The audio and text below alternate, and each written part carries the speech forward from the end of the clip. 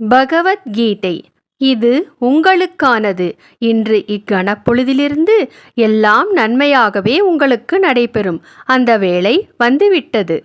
ஏனெனில் இறைவனின் பார்வை உங்களின் மீது பட்டுவிட்டது. இனி நீங்கள் ஒரு கணமும் துக்கப்பட மாட்டீர்கள்.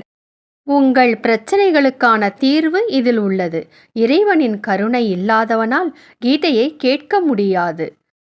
இது எந்த மதத்திற்கும் உரியதல்ல, மனித சமுதாயத்திற்கானது. கீதையின் ஒவ்வொரு எழுத்து, சொல், வார்த்தை அனைத்தும் பவித்திரம் நிறைந்தது. ஏனெனில் மற்ற ஸ்தோத்திரங்கள், பாமாலைகள், பாசுரங்கள் அனைத்தும் மனிதனால் இறைவன் மீது பாடப்பட்டவை. ஆனால் கீதையின் ஒவ்வொரு சொல்லும் இறைவனே திருவாய் மலர்ந்தருளி கூறிய உன்னதமான சொற்களாகும். இந்த ஒலி அலை ஈடு இணையற்றது. மனித மனதை தூய்மைப்படுத்தும் உன்னதமான ஒலி கீதையின் ஸ்லோகங்கள். இதை தினமும் கேட்பவன் உள்ள தெளிவை அடைகிறான், புத்துணர்ச்சி பெறுகிறான். இந்த கீதையை குளிக்கும்போது, உணவு உண்ணும்போது, பிரயாணம் செய்யும்போது என எப்பொழுது வேண்டுமானாலும் கேட்கலாம், தவறில்லை. இதற்காக என தனியாக நேரம் செலவிட வேண்டிய அவசியம் இல்லை. கீதையை கேட்பவன் தான் செய்த பாவங்கள் அனைத்தும் நீங்க பெறுகிறான் என பகவான் கிருஷ்ணர் கூறுகிறார். பாவங்கள்தான் தீய கர்ம வினையாக மாறுகிறது. தீய கர்மா தோஷத்தை ஏற்படுத்துகிறது. கீதையை கேட்பதால் தோஷங்கள் நீங்க பெற்று வாழ்வில் முன்னேற்றத்தையும் ஞானத்தையும் அடைவீர்கள். இது இறைவனின் வாக்கு. பக்தி எனும் கட்டிடத்தை நம்பிக்கை எனும் அஸ்திவாரத்தை போட்டு உயர எழுப்புங்கள். எதிரியையும் உங்கள் முன் மண்டியிட வைக்கும். இனி நடப்பதெல்லாம் நன்மையாகும். ஓம் ஸ்ரீமத் பகவத்கீதா அத தியானம். ஓம் பார்த்தாய பிரதிபோதிதாம் பகவதாம் நாராயணேன ஸ்வயம் வியாசேன கிரதிதாம் புராணமுனினா மத்யே மகாபாரதம் அத்வைதாம்ருதவர்ஷிணீம் பகவதீம் அஷ்டாதசாத்யாயினீம் அம்ப த்வாமனுசந்ததாமி பகவத்கீதே பவத்வேஷிணீம். நமோஸ்து தே வியாசவிசாலபுத்தே புல்லாரவிந்தாயதபத்ரநேத்ர येन त्वया भारततैलपूर्णः प्रज्वालितो ज्ञानमयः प्रदीपः प्रपन्नपारिजाताय स्तोत्रवेत्रैकपाणये ज्ञानमुद्राय कृष्णाय गीतामृततु हे नमः. वसुदेवसुतं देवं कंसचाणूरमर्दनं देवकी परमानन्दं कृष्णं वन्दे जगद्गुरुं. भीष्मद्रोणतटा जयद्रथजला गान्धारनीलोत्पला शल्यग्राहवती कृपेण वहनी कर्णेन वेलाकुला अश्वत्थामविगर्णघोरमकरा दुर्योधनावर्थिनी सोत्तीर्णा खलु पाण्डवैरणनति कैवर्तः केशवः. पाराशर्यवच सरोजममलं गीतार्थगन्धोद्घटं नानाज्ञानगकेसरं हरिकथा सम्बोधनाबोधितं. लोके सज्जनषट्पथैरहरहः पेपीयमानं मुदा भूयात् भारतपङ्कजं कलिमलरध्वंसिन श्रेयसे. मूकं करोति वाचालं पङ्गुं लङ्घयते गिरिं यत्कृपातमहं वन्दे परमानन्दमाधवं शान्ताकारं भुजगशयनं पद्मनाभं सुरेशं विश्वाधारं गगनसदृशं मेघवर्णं शुभाङ्गं लक्ष्मीकान्तं कमलनयनं योगिहृद्ध्यानगम्यं वन्दे विष्णुं भवभयहरं सर्वलोकैकनाथं यं ब्रह्मा वरुणेन्द्ररुद्रमरुतः स्तुन्वन्ति दिव्यैस्तवैर्वेदैः शाङ्कपदक्रमोपनिषदैर्गायन्ति यं सामगाः ध्यानावस्थिततत्कदेन मनसा पश्यन्ति यं योगिनो यस्यान्तं न विदुः सुरासुरगणा देवाय तस्मै नमः। இரண்டாவது அத்தியாயம். अथ सांख्ययोगो नाम द्वितीयोऽध्यायः. सञ्जय उवाच तं तथा कृपयाविष्टम् अश्रुपूर्णाकुलेक्षणं विषीदन्तमिदं वाक्यम् उवाच मधुसूदनः. श्रीभगवानुवाच कुतस्त्वाकश्मलमिदं विषमे समुपस्थितम् अनार्यजुष्टमस्वर्ग्यम् अकीर्तिकरमर्जुन. क्लैप्यं मास्मगम पार्थ नैतत्त्वय्युपपद्यते क्षुत्रं हृदयदौर्बल्यं त्यक्त्वोत्तिष्ठ परन्तप. अर्जुन उवाच कथं भीष्ममहं सङ्ख्ये द्रोणं च मधुसूदन इषुभिः प्रतियोत्स्यामि पूजार्हा वरिसूदन. गुरून् हत्वा हि महानुभावान् श्रेयो भोक्तुं भैक्ष्यमपीह लोके हत्वार्थकामांस्तु गुरूनिहैव भुञ्जीय भोगान् रुधिरप्रदिग्धान्. न चैतद्विद्मः कदरन्नो गरीयो यत्वा जयेम यदि वा नो जयेयुः.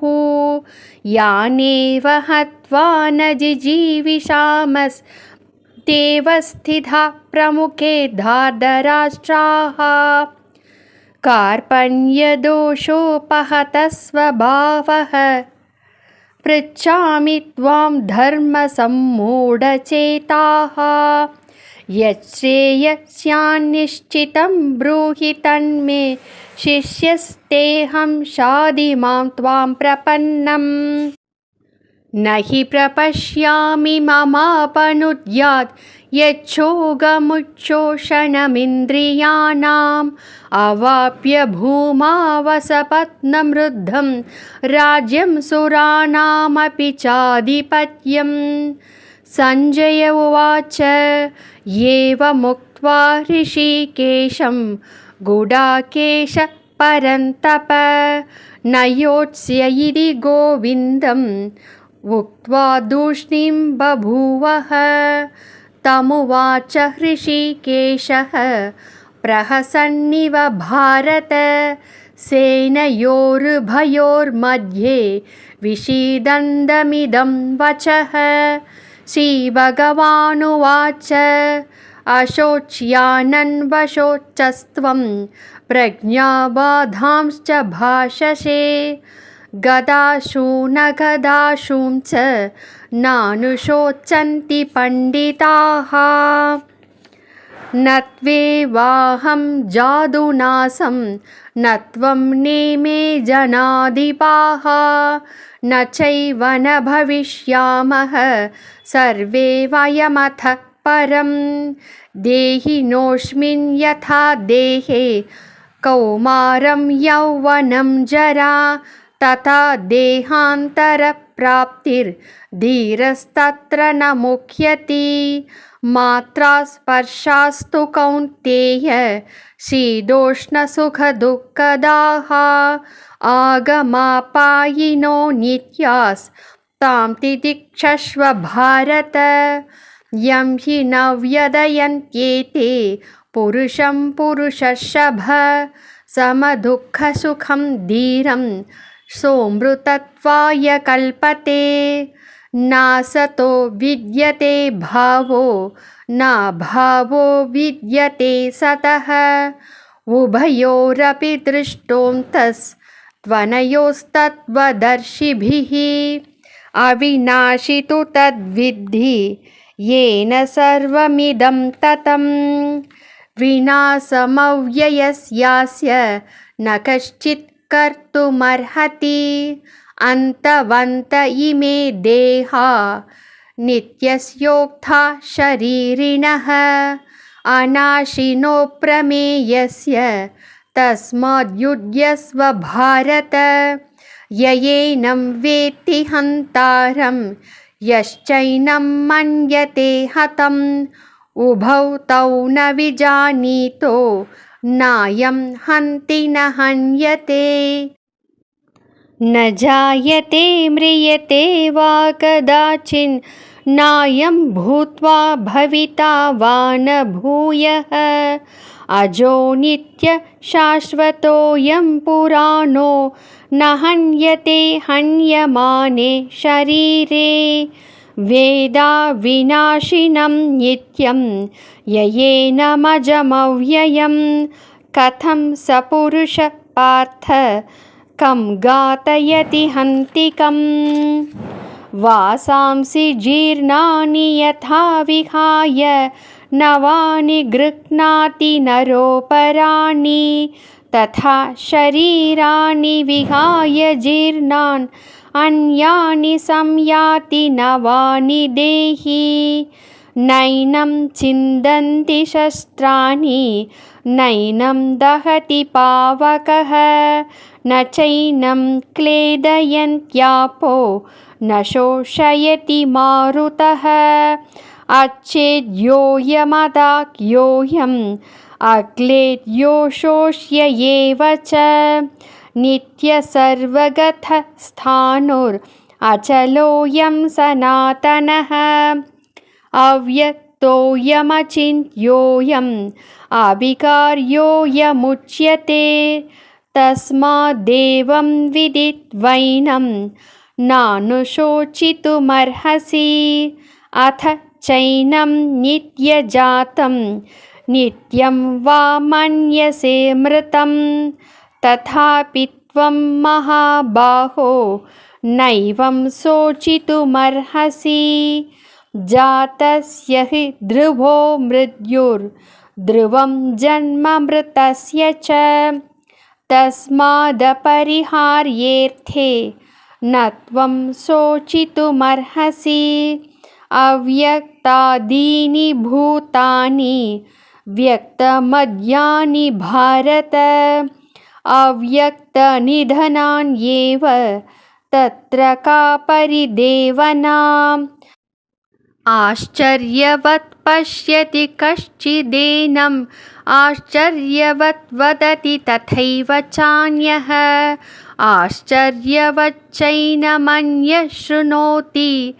श्रुत्वाप्येनं वेद न चैव कश्चित् देहि नित्यमवध्योऽयं देहे सर्वस्य भारत तस्मात् सर्वाणि भूतानि न त्वं शोचितुमर्हसि स्वधर्ममपि चावेक्ष्य न विकम्पितुमर्हसि धर्म्याधियुद्धात् श्रेयोऽन्यत् क्षत्रियस्य न विद्यते यत्रुच्चया चोपपन्नं स्वर्गद्वारमपावृतम् शुकिनः क्षत्रिया पार्थ लभन्ते युद्धमीदृशम् अत चेत्त्वमिमं धर्म्यं सङ्ग्रामं न करिष्यसि ततः स्वधर्मं कीर्तिं च हित्वा पापमवाप्स्यसि अकीर्तिं चापि भूतानि कथयिष्यन्ति देव्ययां सम्भावितस्य चाकीर्तिर्मरणादतिरिच्यते भयाद्रणादुभरतं मंस्यन्ते त्वां महारथाः येषां च त्वं बहुमतो भूत्वा यास्यसि लाघवम् अवाच्यबाधांश्च बहून् वतिष्यन्ति तवाहिताः निन्दन्तस्तव सामर्थ्यं ततो दुःखतरं नु किम् हतो वा प्राप्स्यसि स्वर्गं जित्वा वा भोक्ष्यसे महीम् तस्मात्तुत्तिष्ठ कौन्तेय युद्धाय कृतनिश्चयः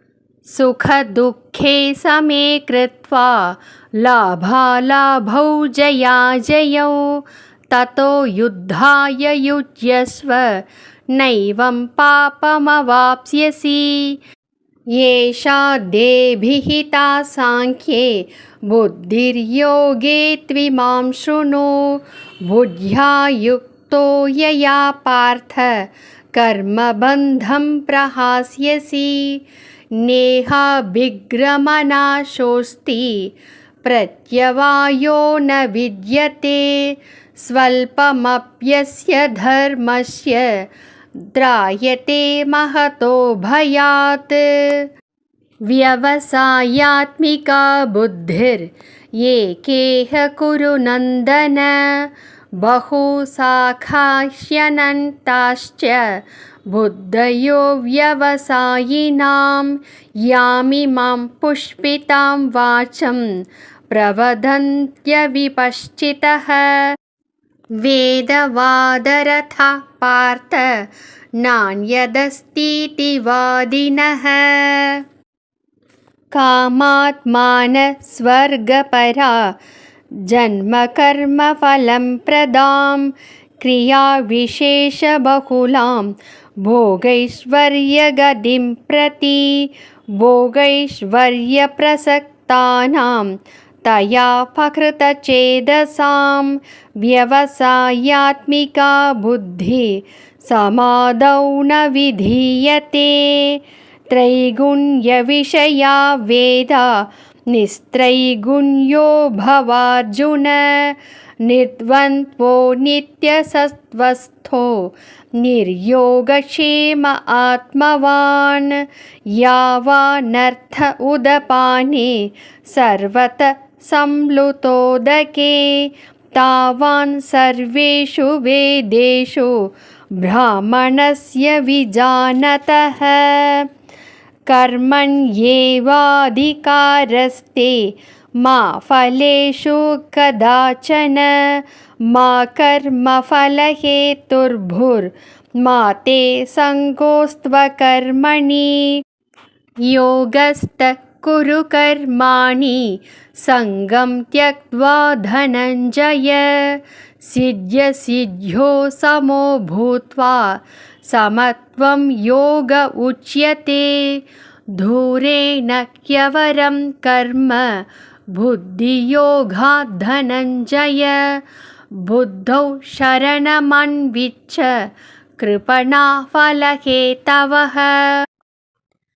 बुद्धियुक्तो जहातीह उभे सुकृतदुष्कृते तस्माद् योगाय युज्यस्व योगकर्मसु कौशलं कर्मजं बुद्धियुक्ता हि फलं त्यक्त्वा मनीषिणः जन्मबन्धविनिर्मुक्ताः पदं गच्छन्यनामयम् यदा ते मोहकलिलं बुद्धिर्व्यतितरिष्यति तदा गन्धासि निर्वेतं श्रोतव्यस्य श्रुतस्य च श्रुतिविप्रतिपन्ना प्रतिपन्ना ते यदा स्थास्यति निश्चला समाधावचला बुद्धिस्तदा योगमवाप्स्यसि।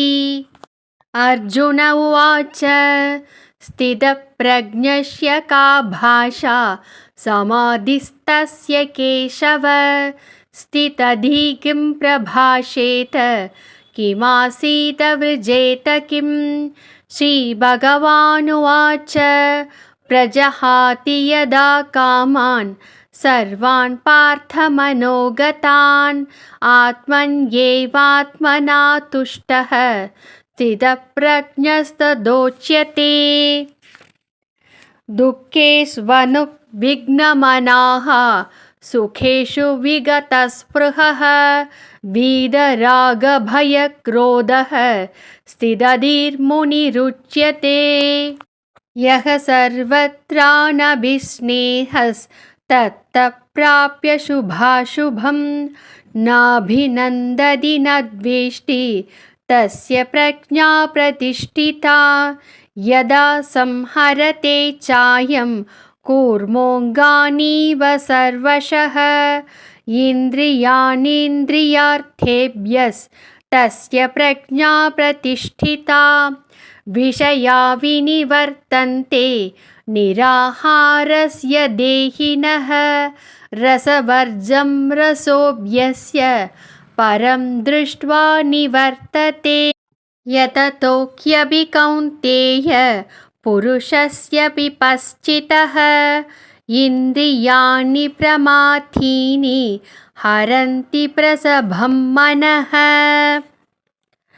तानि सर्वाणि संयम्य युक्त आसीत मत्परः वसे हि यस्येन्द्रियाणि तस्य प्रज्ञा प्रतिष्ठिता। ध्यायतो विषयान् पुंसः सङ्गस्तेषुपजायते सङ्गात् संज्ञायते कामः कामात् क्रोधोऽभिजायते क्रोधात् भवति सम्मोहः सम्मोहात् स्मृतिविभ्रमः स्मृतिभ्रंशात् बुद्धिनाशो बुद्धिनाशात् प्रणश्यति। रागद्वेषवियुक्तैस्तु विषयानिन्द्रियैश्चरन् आत्मवश्यैर्विधेयात्मा प्रसादमधिगच्छति। प्रसादे सर्वदुःखानां हानिरस्योपजायते प्रसन्नचेतसोऽख्याशु बुद्धिपर्यवतिष्ठते। नास्ति बुद्धिरयुक्तस्य न चायुक्तस्य भावना न चाभावयत शान्तिः अशान्तस्य कुतः सुखम्। इन्द्रियाणां हि चरदां यन्मनोनुविधीयते तदस्य हरति प्रज्ञां वायुर्नावमिवाम्भसि। तस्माद्यस्य महाबाहो निगृहीतानि सर्वशः इन्द्रियाणीन्द्रियार्थेभ्यस्तस्य प्रज्ञा प्रतिष्ठिता। या निशा सर्वभूतानां तस्यां जागर्ति संयमी यस्यां जाग्रति भूतानि सा निशा पश्यतो मुनेः। आपूर्यमानं मचलप्रतिष्ठं समुद्रमाप प्रविशन्ति यद्वत् तद्वत् कामायं प्रविशन्ति सर्वे स शान्तिमाप्नोति न कामकामी। विहाय कामान्यः सर्वान् पुमांश्चरति निःस्पृहः निर्ममो निरहङ्कारः स शान्तिमधिगच्छति। येषा ब्राह्मी स्थितिः पार्थ नैनां प्राप्य विमुह्यति। स्थित्वा स्यामन्तकालेऽपि ब्रह्मनिर्वाणमृच्छति। ॐ तत्सत् इति श्रीमद्भगवद्गीतासु उपनिषत्सु ब्रह्मविद्यायां योगशास्त्रे श्रीकृष्णार्जुनसंवादे साङ्ख्ययोगो नाम द्वितीयोऽध्यायः।